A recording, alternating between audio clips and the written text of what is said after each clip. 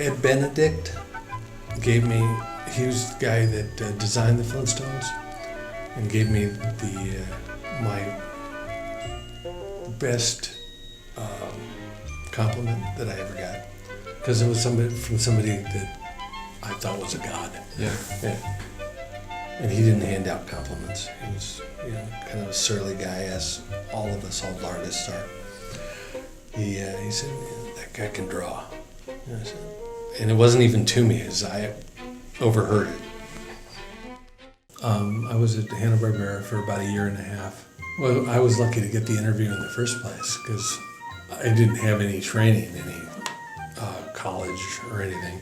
I just called out of the blue and said, "Can I get an interview?"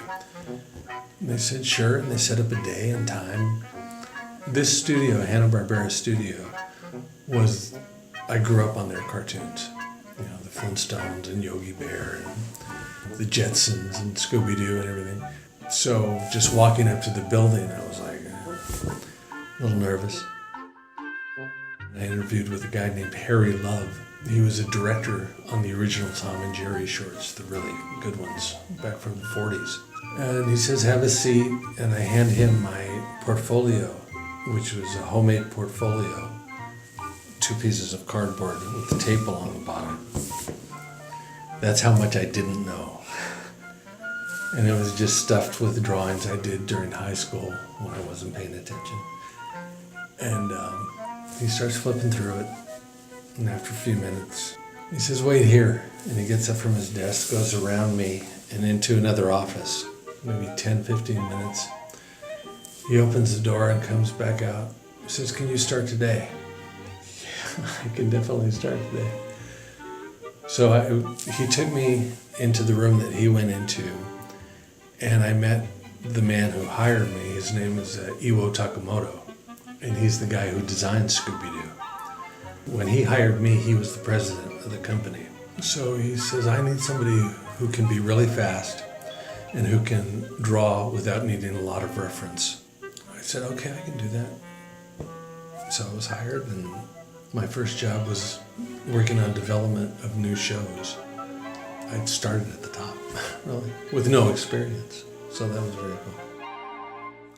I was at Hanna-Barbera for about a year and a half, and I started doing character designs there, and I started doing background layout. And the guy who trained me to do backgrounds called me, because at the end of productions, you get laid off. When there's no work, they can't pay you, and they let you go for a while. So he called me and he said, "You want a job? Are you available?" I said, "Yeah." And he said, "I'm at Disney Feature Animation, and I want you to help me out." So I said, "Okay, great." Little by little, nobody knew exactly how this project would come out, or what it was. We just knew we were working on a feature film. And, it was Roger Rabbit, Who Framed Roger Rabbit.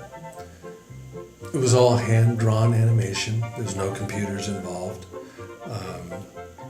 All of the live action with Bob Hoskins, Robert Hoskins, was already shot. And what we were doing was the Toontown sequence, where he drives into Toontown and all the backgrounds are animated and everything. So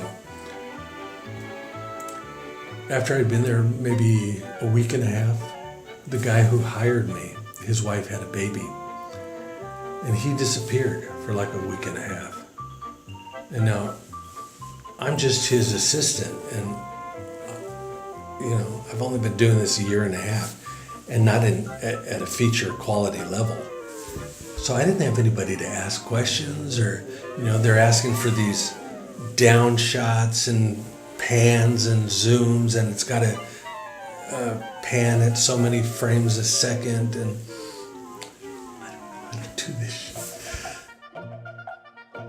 Luckily, the animators helped me out, figuring out the camera movements and everything. So I got to finish, the project.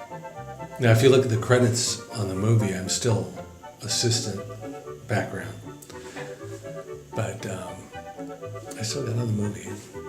It's in the National Register of Films, so it's pretty awesome. You said you draw every day, right? Yeah.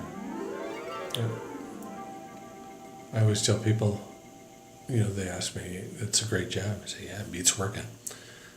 So, no, it doesn't get boring.